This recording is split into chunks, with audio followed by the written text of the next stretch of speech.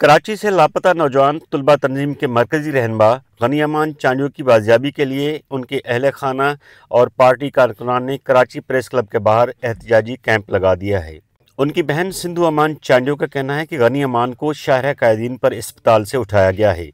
उनकी 2 जुड़वा बेटियां अस्पताल में ज़ेर इलाज थीं।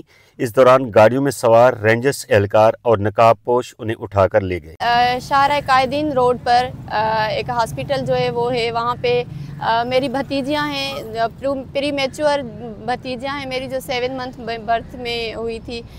हुआ ये था कि कल अलमैमुना हॉस्पिटल में हम मौजूद थे। एक बच्ची जो प्री मैच्योर है उसका डिस्चार्ज हुआ और दूसरी जो अभी मेरी गोद में है इसका आज डिस्चार्ज होना था। सो हुआ कल ये कि तकरीबन 5 से 6 जो हैं वो रेंजर्स की गाड़ियाँ आई, उनमें नकाबपोश और बंदूक बरदार जो थे वो मौजूद थे। अलमैमुना हॉस्पिटल का जो पूरा स्टाफ था उनको यरगमाल बना लिया, सीसीटीवी कैमरास जो थे उनको हाईजैक कर लिया। उसके अलावा वो उनको पता भी नहीं था कि गनी अमान कौन है। वो बार बार उनसे NIC मांग रहे थे। मेरे भाई का NIC छीन लिया, मेरी मोबाइल छीन ली, मेरे हस्बैंड की मोबाइल छीन ली, मेरे छोटे भाई की मोबाइल छीन ली, गनी की मोबाइल छीन ली, उसका वॉलेट छीन लिया।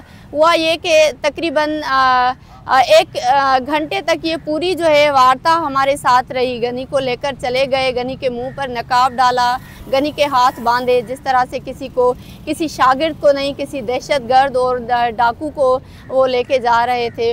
ये पूरी मज़ाहमत चली। CCTV फुटेजेस जो थे वो उन्होंने अब हाईजैक करके अपने अंडर कर लिए और उसको तकरीबन आज 1 दिन पूरा गुजर गया है। अभी कुछ पता नहीं है कि गनी अमान कहाँ पे है। गनी अमान की बाजियाबी के लिए सिंध हाई कोर्ट में आईनी पटिशन भी दायर कर दी गई है। हमने पहली फुर्सत में गनी अमान की जो बहन है सिंधु अमान, उनकी मुद्दत में हाई कोर्ट में पटिशन दाखिल कर दी है और कल नोटिस जो हैं वो जारी हो जाएंगे। उसके अलावा हमने एमनेस्टी इंटरनेशनल, UN और यहाँ की जो ह्यूमन राइट्स ऑर्गेनाइजेशन है जिसमें HRCP है, डिफेंस ऑफ ह्यूमन राइट्स है, एशियन ह्यूमन राइट्स है, एशियन वॉच है, उन सबको हमने अप्रोच किया है। सियासी और इंसानी हुकूक के कारकुनान समेत वकला का कहना है कि लोगों को उठाकर गायब कर देना अपने ही बनाए गए आइन और कानून की नफ़ी है। हम आज भी जबरी गुमशुदगी के वाक़यात को स्टेट को बताने की कोशिश कर रहे हैं कि ये एंटी कॉन्स्टिट्यूशन है। अगर खुद जो रियासत वो दहशतगर्दी का काम करेगी तो रियासत को पता है कि दहशतगर्दी से किस तरह से मुंह दिया जाता है। अगर आप चाहते हैं कि आप दहशतगर्द बने और आप लोगों को हॉस्पिटल से उठाएं, जैसे गनी अमान को उन्होंने हॉस्पिटल से उठाया और वो ख़ुद मरीज़ था, डेंगू का पेशेंट था।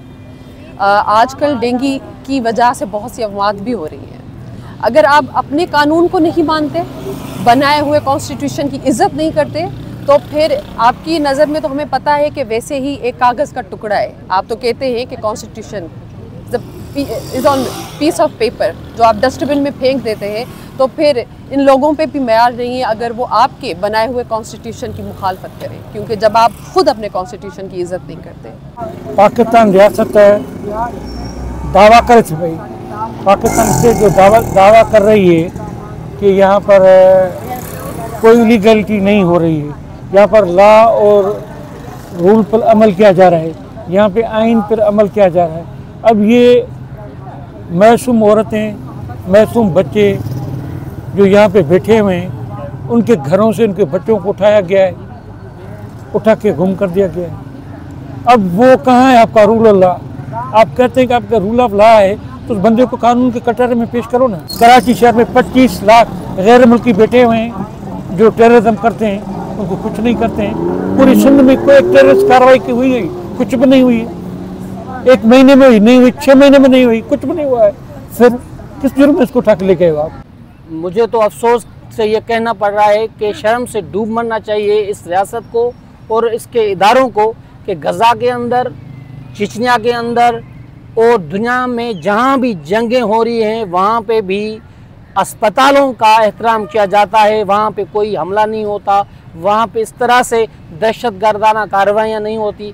मगर यहाँ पे दिन दिहाड़े 4 साढ़े 4 बजे फैमिली के सामने, मासूम बच्चियों के सामने, स्टाफ जो अस्पताल का डॉक्टर्स हैं, मरीज़ हैं, उनके सामने बेहमाना तशद्दुद करके उसे गुम कर दिया गया। हम सिंधी कौम जो हैं वो अपनी धरती में एक गुलामी की ज़िंदगी गुजार रही हैं। जैसे कि ये मेरा बेटा एक मज़दूर था, मेरे इस बेटे को जो 20-25 दिन से बीमार था, वो अपने पाँव पे खड़ा भी नहीं हो सकता था, उसको उठाया, हमने सबब पूछा कि पूछताछ करें।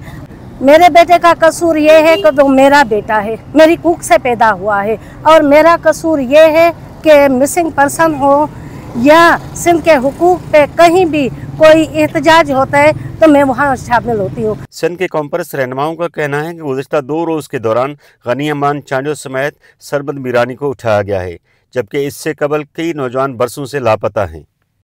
गनी अमान की फैमिली और उनके पार्टी रहनुमाओं का कहना है कि उनकी बाजियाबी तक ये एहतजाज कराची प्रेस क्लब के सामने जारी रहेगा। शौकत पराई, voicepk.net, कराची।